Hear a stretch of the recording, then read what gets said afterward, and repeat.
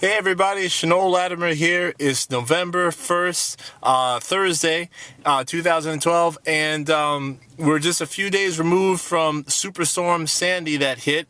Of course, I live here on Long Island, and we were hit pretty hard.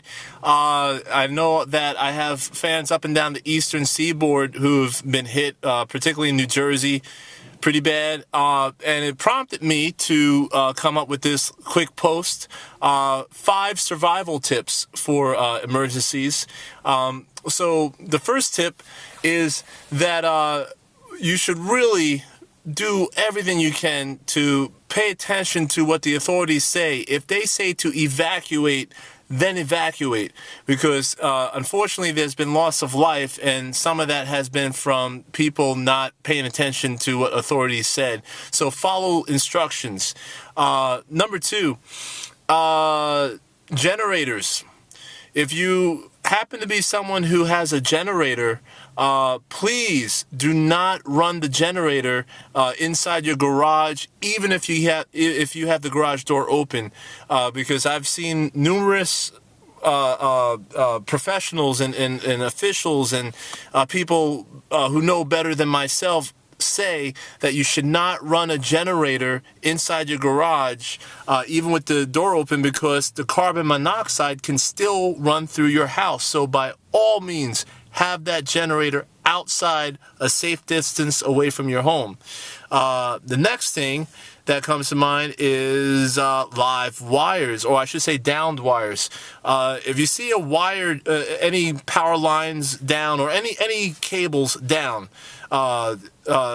best thing to do is steer clear of them. I'm a gun owner, and one of the first things you learn as a gun owner is you treat every single gun as if it's loaded, even if you know that it's not. So the same thing applies with wires. You treat every wire as if it's a live wire, even though you may not necessarily see sparks or something coming out of it. So steer clear of that. The next thing is, let's see, cell phones. Obviously, during emergencies, sometimes it becomes difficult to communicate with each other via cell phones. I remember 9/11, I tried to call home, and of course the networks were overrun. Same thing happened with Superstorm Sandy. So if you need to contact loved ones or friends or whoever, try to avoid making phone calls. Instead, use text messages, because it will put less of a burden on networks, so you're more likely to get through to whoever you're trying to communicate with, and B, it uses up less of your battery, which of course is a premium, saving your battery because you may be out of power for a while. Okay, and then finally, tip number 5, have a bug out kit, as I like to call it. Basically, what I mean is, I have a backpack, and in that backpack, I have things like some cash, a med kit, things like that. So you might want to keep on the side a similar kind of case, bag or something, where you can just grab it at a moment's notice and get out. And you would want to include things like a med kit.